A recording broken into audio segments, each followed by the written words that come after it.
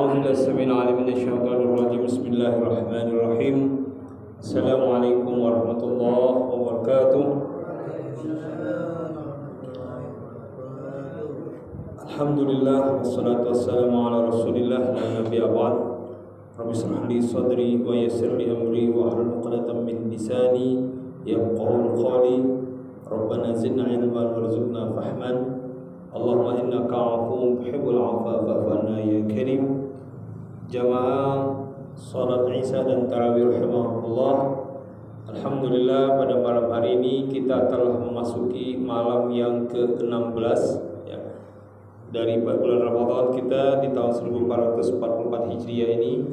Mudah-mudahan seluruh rangkaian ibadah kita diridhoi dan menjadi asbab turunnya rahmat Allah Subhanahu wa taala dan menjadi asbab diampuninya segala dosa-dosa kita. Ya. Man qama ramadhana imanan wa ihtisaban ghufira lahu ma taqaddama min dzambihi.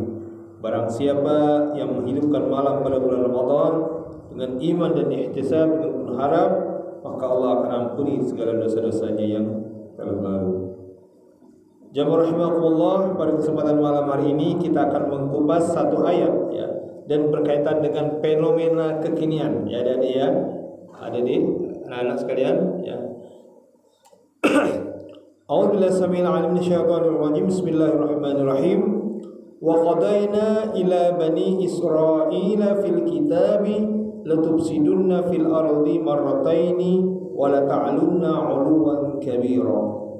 Dan kami tetapkan terhadap Bani Israel dalam kitab itu, kamu pasti akan berbuat kerusakan di muka bumi ini 2 kali, dan pasti kamu akan menyombongkan diri dengan kesombongan yang besar.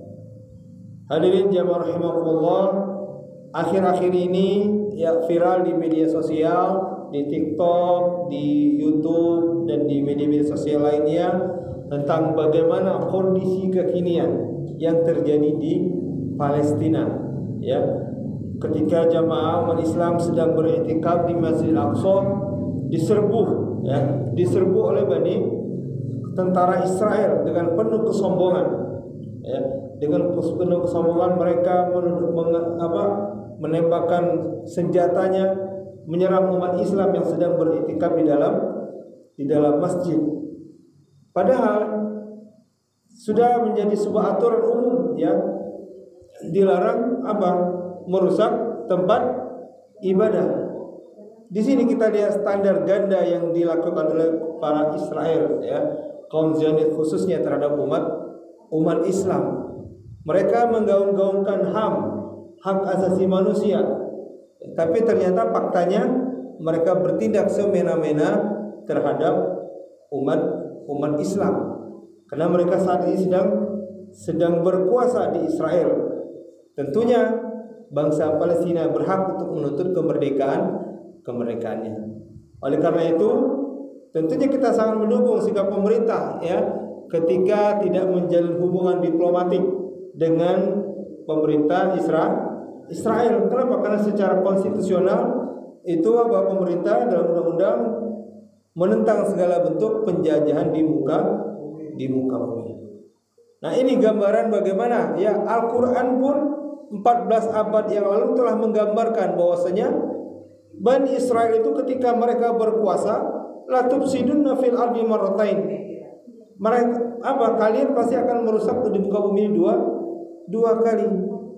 Nah, kita lihat ini kan dari mereka merdeka dari tahun 1948 ya.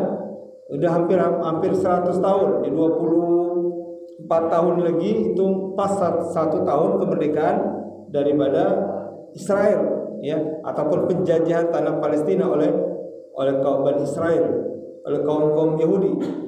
Nah, bagaimana sikap kita? Ya, dan bagaimana seharusnya?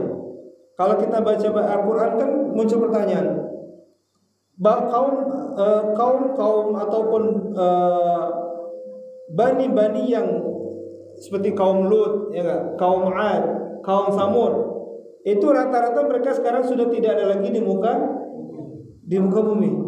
Pertanyaannya, kenapa Bani Israel masih ada sampai sekarang? Padahal mereka dableknya minta ampun. Nah, disitulah ujian keimanan kita, ya. Kita ingat, ya mestinya mereka bersyukur, ya enggak? Ketika Umar bin Khattab membebaskan tanah Palestina dari kekuasaan Romawi.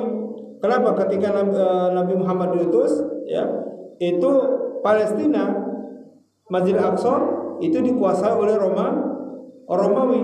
Bangsa Yahudi tersingkirkan. Maka tidak heran bangsa Yahudi tersebar ke seluruh muka bumi. Salah satunya mereka berada di kota Madinah di mana Nabi berada.